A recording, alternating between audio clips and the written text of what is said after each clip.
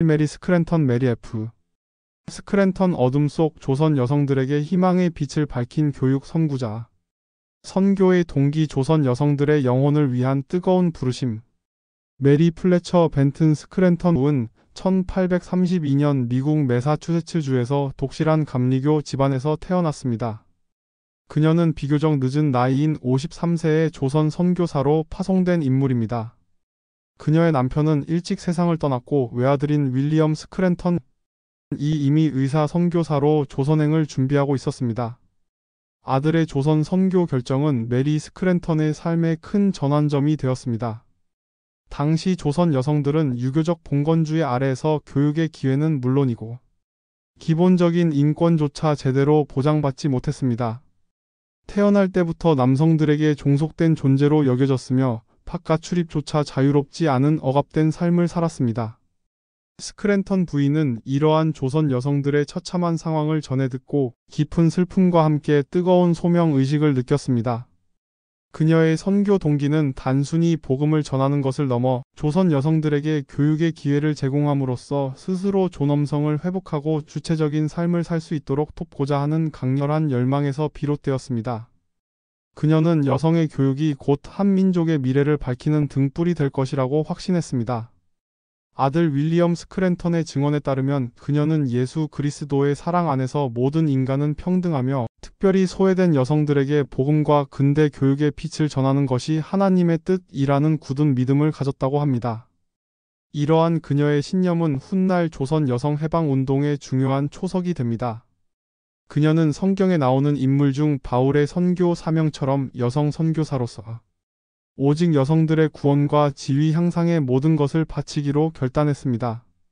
메리 스크랜턴은 1884년 미국 감리교 여선교회로부터 조선 선교사로 임명을 받았습니다. 그녀는 아들과 함께 미지의 땅 조선으로 떠나기로 결심했습니다. 50대 중반의 나이에 낯선 이국 땅에서 새로운 삶을 시작하는 것은 결코 쉬운 결정이 아니었지만 그녀에게는 조선 여성들의 삶을 변화시키고자 하는 확고한 의지와 용기가 있었습니다. 특히 그녀는 어린 시절부터 쌓아온 신앙과 오랜 기간, 가정 교육을 통해 터득한 교육적 신념을 조선에서 펼치기를 원했습니다. 당시 감리교 여선교회는 어둠 속에 있는 여성들에게 복음을 전파하여 그들을 해방시키고 교육하라는 사명을 강조했습니다. 그녀는 조선 여성들의 정신적, 육체적 고통에 깊이 공감하며 그들에게 근대 교육을 통해 자립할 수 있는 힘을 길러주는 것이야말로 진정한 사랑의 실천이라고 믿었습니다. 조선 여성들은 이름조차 불리지 않고 남편의 성에 대자를 붙여 불리거나 가족 내에서도 가장 낮은 서열에 놓이는 등 인간적인 대우를 받지 못했습니다. 이러한 비참한 현실은 스크랜턴 부인의 선교 동기를 더욱 굳건하게 만들었습니다. 그녀는 하나님이 부여하신 존엄성을 회복시켜주고 이들이 사회에 기여할 수 있는 능력 있는 여성으로 성장하도록 돕겠다는 숭고한 사명을 안고 조선으로 향했습니다. 주요 헌신과 업적 어둠을 밝힌 조선 여성 교육의 등불. 1885년 6월 20일 메리 스크랜턴 부인은 아들 윌리엄 스크랜턴 박사 부부와 함께 제물포항, 지금의 인천항을 통해 조선 땅을 밟았습니다. 그녀는 헨리 아펜젤러 선교사 부부보다 약 2달 늦게 도착했지만 조선에 파송된 최초의 여성 전문 선교사이자 미국 감리교 여선교회 파송 1호 선교사라는 점에서 큰 의미를 가집니다. 당시 조선은 서양 문화에 대한 극심한 배타주의와 유교적 가치관이 지배하고 있어 여성 선교 활동은 남성 선교보다 훨씬 더 큰 제약을 받았습니다. 여성들은 외부인을 쉽게 만날 수 없었을 뿐만 아니라 교육이라는 개념 자체가 여성들에게는 허락되지 않은 금기시된 영역이었습니다. 스크랜턴 부인은 이러한 어려움 속에서도 굴하지 않고 자신의 거처에 작은 학교를 세워 여성 교육을 시작했습니다. 그녀의 초기 사역은 말 그대로 맨 땅에 헤딩하는 격이었습니다. 조선 여성들을 만나 대화하는 것조차 쉽지 않았기 때문에 처음에는 아무도 학교에 오려 하지 않았습니다. 하지만 그녀는 인내심을 가지고 조선 여성들의 신뢰를 얻기 위해 노력했고 마침내 조선 여성 교육의 새로운 장을 열게 됩니다. 스크랜턴 부인의 가장 위대한 업적은 바로 이화학당의 설립입니다. 1886년 5월 31일 고종 황제로부터 교명, 이화학당을 하사받아 조선 최초의 근대식 여성 교육기관인 이화학당의 문을 열었습니다. 처음에는 단 한 명의 학생으로 시작했지만 스크랜턴 부인의 헌신과 열정적인 노력 덕분에 이화학당은 빠르게 성장했습니다. 이화학당은 단순한 교육기관이 아니었습니다. 여성들에게는 금기로 여겨지던 배움의 문을 열어주고 그들에게 자아 존중감과 함께 미래를 향한 희망을 심어주는 해방의 공간이었습니다. 스크랜턴 부인은 학생들에게 성경 교육은 물론이고 한글, 영어, 산술, 가사, 서예 등 다양한 교과목을 가르쳤습니다. 그녀는 여성들이 가정에 갇혀 사는 존재가 아니라 사회의 중요한 구성원으로서 당당하게 역할을 할 수 있도록 교육해야 한다고 강조했습니다. 이화학당은 훗날 많은 여성 지도자와 교육자를 배출하며 한국 여성 교육의 역사를 새롭게 써내려가는 중심이 되었습니다. 이곳은 조선 여성들의 삶을 송두리째 바꿔놓은 혁명적인 장소였습니다.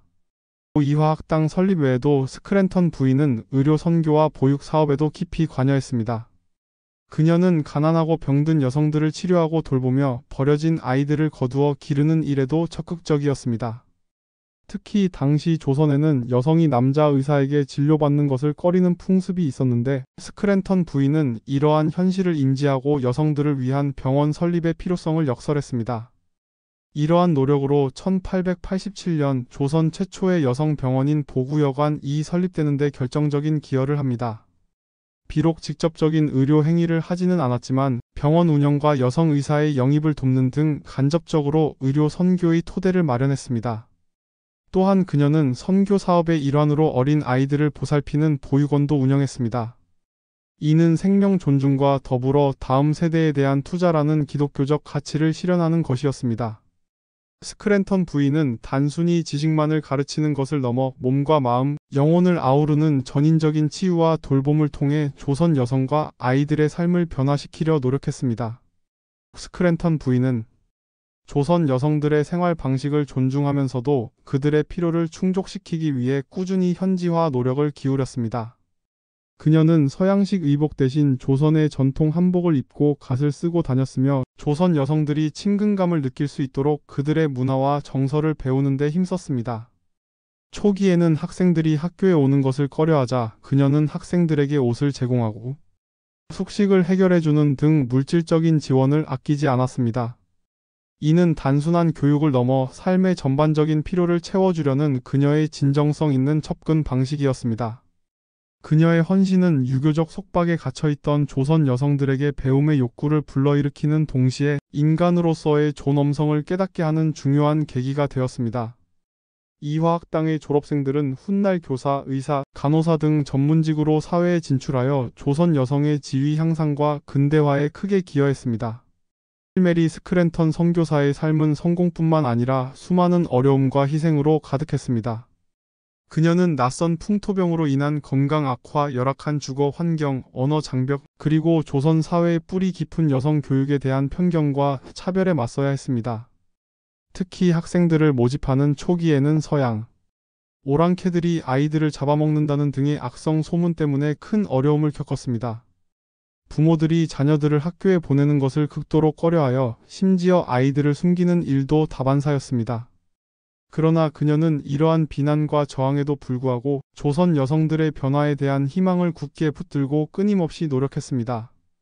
개인적으로는 자녀인 윌리엄 스크랜턴이 그녀보다 먼저 본국으로 돌아가는 아픔도 겪었지만 그녀는 흔들림 없이 이화학당의 운영과 여성 선교에 전념했습니다. 그녀는 육체적, 정신적 고통 속에서도 하나님의 뜻은 조선 여성들에게 있다는 굳은 믿음으로 헌신을 멈추지 않았습니다. 메리 스크랜턴은 1909년 77세의 나이로 조선 땅에서 소천했습니다. 24년간 조선 여성 교육과 복음 전파에 헌신한 후였습니다. 그녀는 자신의 모든 삶을 조선 여성들의 자유와 행복을 위해 바쳤습니다. 그녀의 시신은 아들 윌리엄 스크랜턴과 나란히 양화진 외국인 선교사 묘원에 안장되었습니다. 그녀는 죽는 순간까지 조선 여성들에 대한 사랑과 희망을 놓지 않았습니다. 그녀의 묘비명에는 그녀는 죽었으나 믿음으로 말하고 있다. 는 문구가 새겨져 있습니다. 이는 그녀의 삶과 헌신이 비록 끝났어도 그녀가 뿌린 씨앗이 계속해서 열매 맺을 것임을 상징합니다. 그녀의 일생은 어둠에 갇혔던 조선 여성들에게 새로운 빛을 비춘 위대한 여정이었습니다. 남긴 유산과 영향, 오늘날까지 이어지는 정신. 메리 스크랜턴 선교사가 남긴 유산은 헤아릴 수 없이 크고 깊습니다. 첫째, 그녀는 한국 근대 여성 교육의 어머니입니다.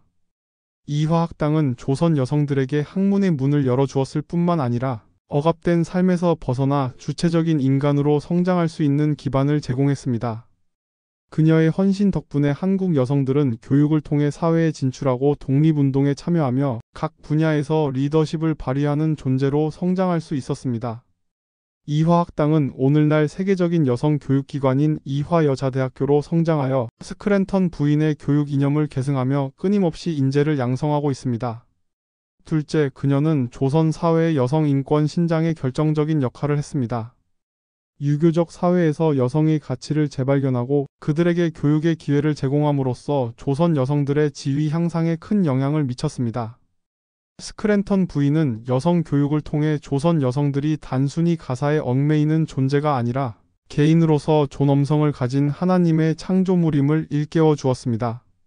그녀의 사역은 성경에서 강조하는 인간의 존엄성과 평등이라는 기독교적 가치를 조선 사회에 전파하는 것이었습니다. 이는 이후 한국 여성운동과 사회 변화에 중요한 사상적 토대를 제공했습니다. 셋째, 스크랜턴 부인은 초기 한국 감리교 선교의 지평을 넓히는 데 공헌했습니다. 그녀의 헌신적인 여성 교육 및 보육 사업은 감리교가 조선 사회에 뿌리내리고 민중들에게 사랑받는 교단으로 자리매김하는 데 크게 기여했습니다. 여성 선교는 남성 선교사들이 접근하기 어려운 영역에서 복음을 전파하고 교세를 확장하는 중요한 통로가 되었습니다. 그녀의 인내와 사랑은 많은 조선인들의 마음을 열게 했으며 감리교의 인도주의적 봉사 정신을 잘 보여주는 모범이 되었습니다. 이처럼 그녀의 사역은 단순히 이화학당이라는 기관을 넘어 한국 감리교 선교 전체에 지대한 영향을 미쳤습니다. 메리 스크랜턴 선교사의 삶은 어둠 속에서 고통받던 조선 여성들에게 희망의 빛을 선물한 위대한 여정이었습니다. 그녀는 자신의 안락을 버리고 미지의 땅 조선으로 와서 여성 교육과 인권 신장의 모든 것을 바쳤습니다.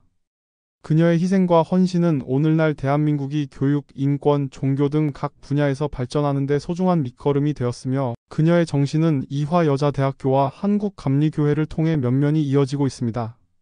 메리 스크랜턴은 조선 여성들에게 배움의 가치와 자유로운 삶이 무엇인지 몸소 보여준 진정한 어머니이자 스승으로 영원히 기억될 것입니다.